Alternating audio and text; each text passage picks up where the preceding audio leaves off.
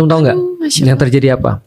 Anaknya itu ngasih tahu ke kita, jangan kasih bapakku durian lagi. Oh. Dengan alasan apapun dia minta, jangan kasih. Tapi dia bilang apa?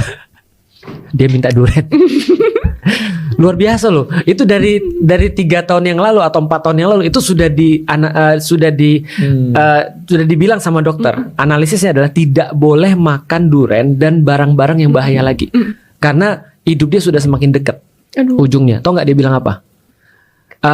Izinkan aku mati dalam keadaan berdakwah ke Indonesia. Aduh, Masya Itu Allah. Indonesia, specifically Iya, Indonesia. itu pesan dia sama anaknya ketika harus ngelepas ke Indonesia. Artinya dia bilang mati pun nggak apa-apa, asal Tapi dalam perjuangan. Aduh, keren banget. Lebih spesifiknya perjuangan narasi Baitul Maqdis ya. Iya, betul. Dan kalau saya sih juga merasakan, saya yakin Ustadz Felix juga merasakan lah bagaimana ada keberkahan yang kita rasakan benar-benar nyata gitu. Betul. Kan. Ketika bahas Baitul Maqdis, kemudahan di lapangan. Padahal kita masih boleh makan durian. kita masih boleh Beliau makan itu durian. nggak boleh makan durian. Tapi Masya Allah ya. Tapi kesehatannya minta luar makan biasa. durian itulah keberkahan Baitul Maqdis. Jadi aneh, maksudnya melangkahi apa yang sudah dipesanin sama dokter. Aku aneh sih, maksudnya secara umur dan secara ini beliau tuh ngomong nggak berhenti gitu kan ya. Beliau ngisi nggak habis-habis. Mobilitasnya luar biasa. Aku bilang kalau aku jadi beliau udah ya mungkin itulah keberkahan orang-orang Gaza ya, orang-orang Palestina. Ya mungkin ini yang terjadi pada Ustadz Husain tadi ya. Kenapa Dan Mbak Syiki juga pasti merasakan lah bagaimana ya. Saya masih sebetulnya. sakit-sakit sih. Alhamdulillah aku juga masih sakit sih. Ustadz Husain tuh kayak nggak berpenyakit sama sekali gitu. Ya, karena mungkin hati-hati. Ada satu lagi yang nggak pernah sakit, Fir'aun. Istighfar. Enggak. Maksudnya gini, kita coba kasih tau ya. Kita merasa banget keberkahan Baitul Maqdis bukan hanya pada tubuh. Ada orang pada tubuhnya kayak profesor, kayak Ustadz Husain. Ada orang pada keberkahan pada keluarganya. Oh, Masya Allah. Aku merasa pada keluarga sih. Maksudnya kita lebih mudah ngajarin anak-anak, lebih mudah nurut dan segala macam. Betul. Dalam hidupku secara pribadi keberkahan waktu, benar. Orang nanya, kapan sih belajarnya? Kapan sih ini? Aku bilang, nggak tahu aku. Gitu kan ya. Ustadz kan padat banget dari 2019 sampai ke depan nih. Betul.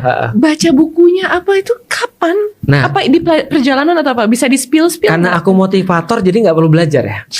Enggak. Jadi gini. Knowledge-nya masuknya dari mana? Diri sendiri. Oh, jadi gini ya. Aku kasih satu rahasia. Aku meyakini ilmu bukan dari belajar.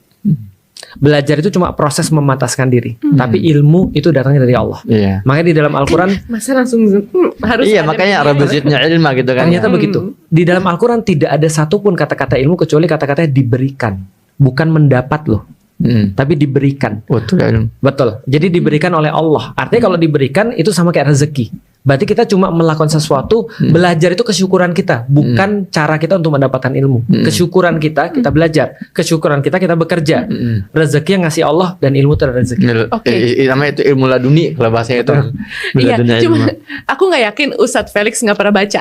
Pasti bacaannya banyak. Aku pernah dengar di salah satu video Escape. Aku lupa lah Iya. detailnya apa. Cuman aku kayak nangkep, wah Ustadz Felix emang banyak banget baca. Iya. Dan kita kan harus kembali menjadi the ummah of reading kan, Betul. Iqra kan. Rata-rata aku baca buku di tahun-tahun masa-masa primeku itu 80 buku per tahun. Buset. Ya masa-masa prime. Sekarang 20-40 paling. Per tahun ya. Ya, Banyak per tahun. itu. Iya. Iya, ampun. Wajar lah. Insyaallah. Semoga jadi motivasi buat kita semua. Iya, dari Biar- motivator ya. Ya, Biar menjadi umat yang membaca. amin.